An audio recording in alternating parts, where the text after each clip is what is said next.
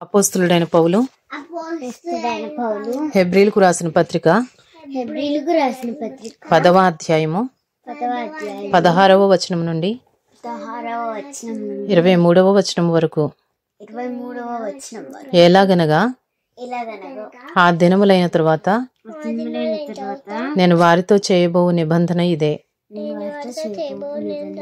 నా ధర్మ విధులను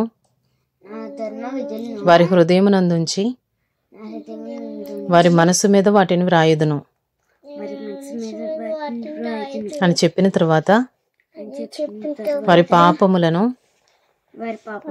వారి అక్రమములను ఇకను ఎన్నటికిని జ్ఞాపకము చేసుకొనును అని ప్రభువు చెప్పుచున్నాడు. వీటి క్షమాపణ ఎక్కడ కలుగునో అక్కడ పాప పరిహారార్థ బలి ఇకను ఎన్నడూనూ ఉండదు.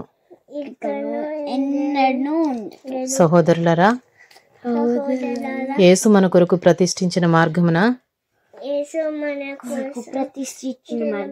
అనగా నూతనమైనదియు జీవము గలదియు ఆయన శరీరము అను తెర ద్వారా ఏర్పరచబడినదియు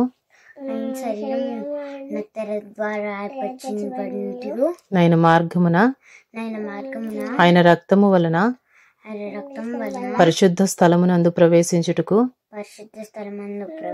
మనకు ధైర్యము కలిగి ఉన్నది గనుకను దేవుని ఇంటిపైన మనకు గొప్ప యాజకుడు ఉన్నాడు గనుకను మనస్సాక్షికి కల్మషము తోచుకుండునట్లు ప్రోక్షింపబడిన హృదయములు గలవారమును నిర్మలమైన ఉదకముతో స్నానము చేసిన శరీరములు గలవారమునయుండి విశ్వాస విషయములో సంపూర్ణ నిశ్చయత కలిగి యథార్థమైన హృదయముతో మనము దేవుని సన్నిధానమునకు చేరుదము.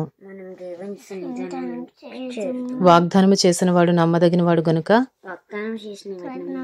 మన నిరీక్షణ విషయమై మనం ఒప్పుకునేది నిశ్చలముగా పట్టుకుందాము.